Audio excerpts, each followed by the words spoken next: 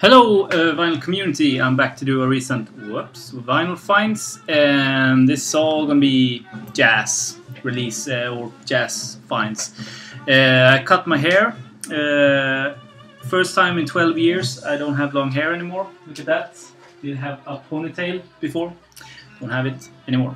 Yeah, feels free, you know. I've had some time to play some music. Even with the new baby and all, I mean, it's you handle the baby for half an hour and you can like play something. But when it's me and my girlfriend, I can't play like free jazz or death metal in the living room, even if the baby likes it. But my girlfriend doesn't. So I have some time now. So yeah, but only jazz. And this is the first one. This is Marky and the Funky Bunch, Music for the People, 1991. Free jazz with the chest and the arms there, and you can see the sexy look of Mark Wahlberg and the bunch of funks. I don't know what to say. Very demanding, of course. Fantastic. They do a sample of Lou Reed's "Walk on the Wild Side," and it's so bad that everything, just time stops, and you get chills down your spine. And what do they call the track? They call it Wild Side. Of course they call it Wild Side. So, fantastic record, everyone should own it. Moving on. I'm gonna start with this one. This is, I know about this, probably one of the most known Swedish jazz records. It's Jazz at the Pawn Shop, not porn shop, pawn shop. Stampen, it was called. I think it was in Old Town in Stockholm. Arne Domerius, Bengt Hallberg, Georg Riedel, Egil Johansson and Lars Erstrand. 2 LP set. Recorded live in 1976, December 1976. And this is fantastic. Music-wise, this is fantastic. Maybe not an 8. In my opinion, maybe an 8. But that's not the thing. The thing with this is, it's known for the high fidelity kind of sound and press quality on Proprius Records. Yeah. Proprius Records. And the recording quality is just fantastic. I've never heard a live record being recorded that well. You can hear every single like musician's thrust, like the cymbal or or the piano or anything. It's just fantastically recorded, but you can also hear every cough of this audience, and you can hear cups of coffee being placed on the plates. Just amazing. There's a bunch of different variations of this. I think this is a first press, might be a second press from the same year. There's also an 80s press of this with a barcode, and there's also a Japanese press and a bunch of different CD versions of this, because this is known. I've read on a page that someone said that this is called the best live recording of a jazz record ever. Doesn't mean it doesn't. I mean any country ever. 3 minutes already. Moving on. Live at the Golden Circle, Ornette Coleman Trio from Stockholm. Volume 1. So this is the second or third press, maybe second, third, because it's the the solid blue note. But I got it for a great price, or both actually. I haven't heard the second one yet, but both for a great price. Couldn't leave it there. And the music, fantastic, by Ornette Coleman, David Easenson and Charles Moffett on drums, and especially the drumming and the playing of Coleman with alto sax and trumpet it's very cool. So I'm looking forward to listen to the second one. Okay, this is not a new find, but I had to show it. I played it, and it's really interesting. I Love Supreme by John Coltrane Quartet live in concert. When Anders made me buy this, I don't think I appreciate it as much as I should. But I'm doing that now, because I saw the Nick Burns jazz The History of Jazz, the like 10-hour-long jazz documentary, and they talked about I Love Supreme there, and that Coltrane with the quartet only played I Love Supreme in its whole at one time, and that was 1965. So it's this record, really. The only time he did I Love Supreme live. So happy to have that. And that Anders, when I was in Stockholm, I think it was the first time I was there, really convinced me to buy it. Yeah, and talking about Anders, he gave me this when I was there as a gift. When I was there visiting him in Stockholm last time. Milestones by Miles Davis. Because he wanted me to have my own 6i, the first 6i record. And music, fantastic. And I didn't have this Miles record, so I'm really pleased that I now do.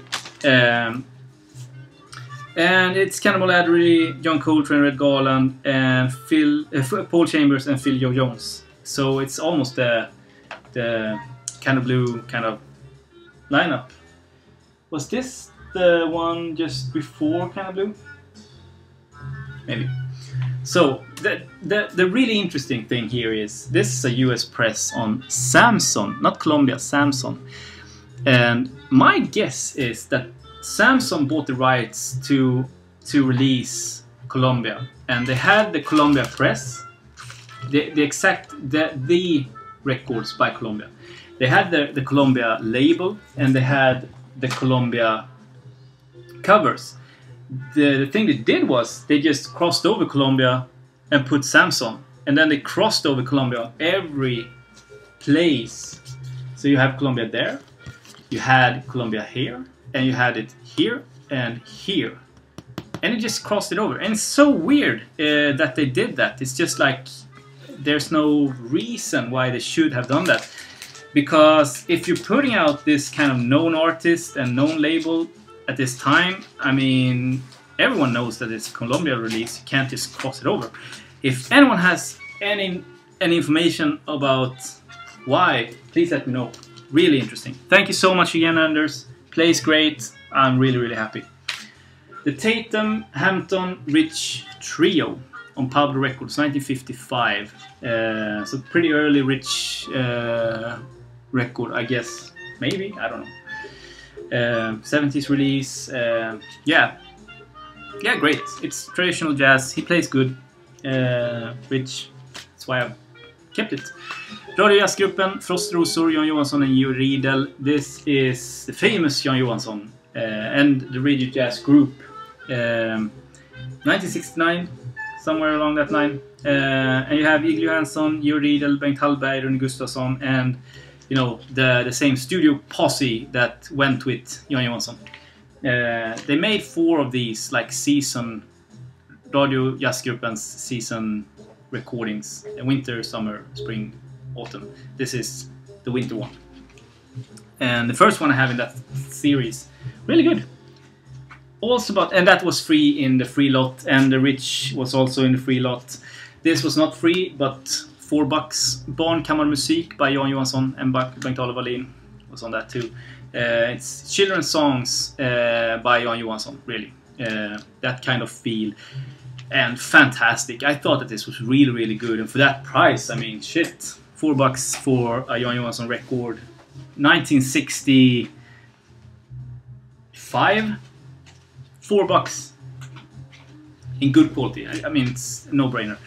3 Shades of Blue. John Hodges with Leon Thomas and Oliver Nelson. But there's a bunch of other people that needs to be credited. Ron Carter on bass and Joe Farrell on sax, I guess. So that's what kept my interest up, you know. And when I listen to it, it's kind of good. It's a keeper. It's good. 1970 US press, first press, I think. This is not a first press. That was also free. This is also free. Wild Bill Davis live at Count Basie's. Reissue of the RCA Masters. This is part of the original cover here, and you have a gatefold of this series. They released a bunch of these sheep. But I thought that this was really good So I kept this. You have James Dickie Thompson on guitar and Freddie Watts on drums, recorded 1966. But the organ on this is good, high energy, and really interesting. So yeah, a keeper. This one's not free, but almost, and it's kind of weird. I bought it locally. You never seen this kind of records locally, and it's a semi-rare Swedish jazz record. Iskra, Jazz in Sweden 1975, Jazz i Sverige 1965. You have a bunch of, or group, 1, 2, 3, 4, 5 people playing impro jazz, free jazz, like playing what they thought of in the spare of the moment. 2 LPs set on Caprice Records. Really interesting. Not the best record ever recorded in Sweden, but interesting, and finding it here in my town is just like, you never do that. So it was a keeper. I found this dirt cheap. And I like Wlodek Gulgowski, so I bought it. The music of Wlodek Gulgowski, sung by Maritza Horn. I've seen this, I read a little bit about it. I even sampled it at a store in Stockholm, but didn't buy it a while ago when I was visiting Anders. Now I saw it for like $5, so it was time to buy it. I did, and I regret that, because this is worthless. It's jazz funk at its worst. You have a producer here called Vincent Senise. There's him there. And just under him, credited before Wlodek and before Maritza Horn, is this gal here. Lyrics by Anita Senise, together with Vincent. So you have a family kind of thing here, doing stuff, and you have this good musician, Wlodek Gulgowski, and this good singer, and you have Melando Gassama playing on this, and a bunch of other great musicians.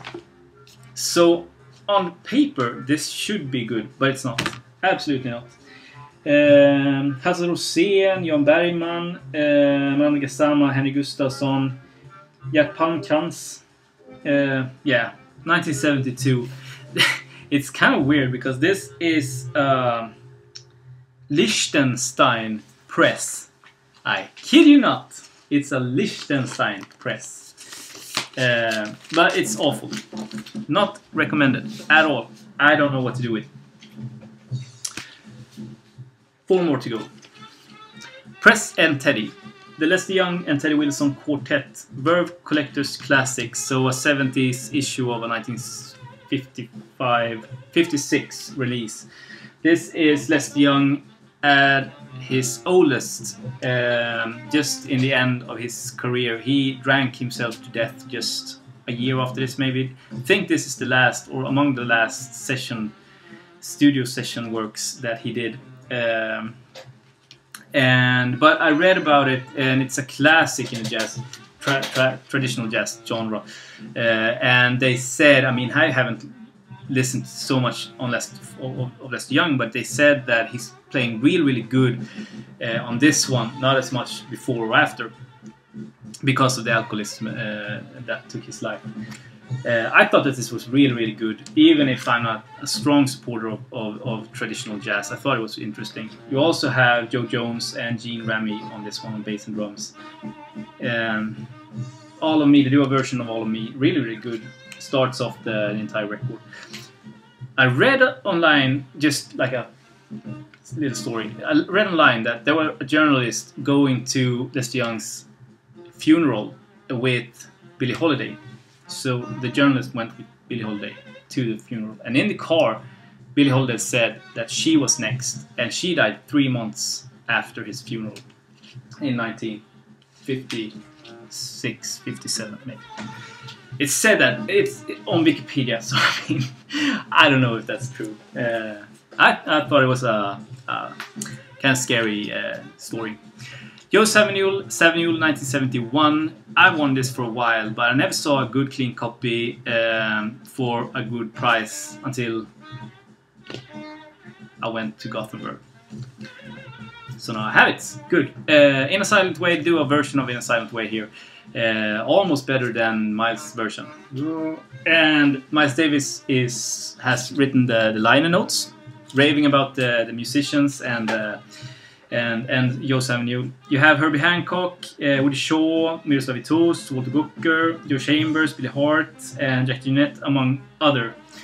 Really, really good. If you like the mood of In a Silent Way, the Miles record, you will love this. It's the same kind of this almost spiritual, easy mode, just going.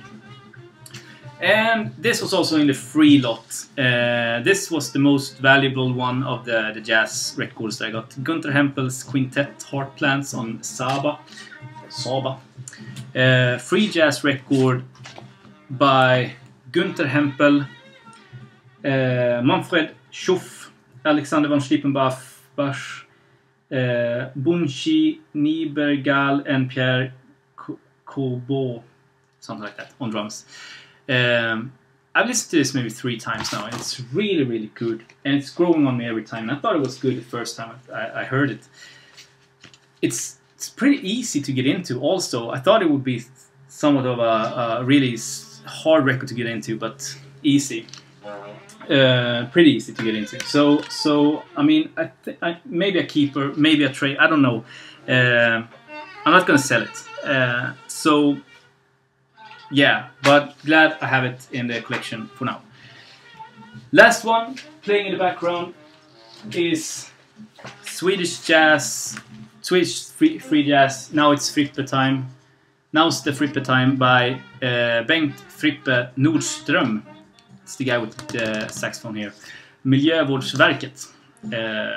And there's also Björn Alke, Lars Svantesson, Jan Edfeldt, Peter Axelsson och Peter Unskula on drums. Peter Unskula. He was kind of a interesting guy in Stockholm. I think it was Stockholm. Knight in shiny armor of Swedish free and improv jazz. He was the first one who ever put Albert Eiler on recording on his own label called Bird Notes, I think. Fucking rare. Super duper rare. And then later on, Albert Eiler released his own material on ESP disc. No, maybe not ESP disc. Fuck it. And Frippe released a lot of stuff on his own label also on this, but it's super rare. I talked with Anders about it. Some of the records he released 2 versions of. Some he did 100 of, and it's just like so rare. But super hard to get. I mean, I don't get it. And this is the only commercial release of Frippe Nordström on Dragon Records. The only one, 1985. So I mean, the earlier ones on his own label, just him doing this kind of. I don't. Even if I got it, I wouldn't pay that much money for it. It's just like too much for me, I guess. So that's it. Please comment if you have any questions about the records. Please comment, and I'll try to answer them. And see you soon.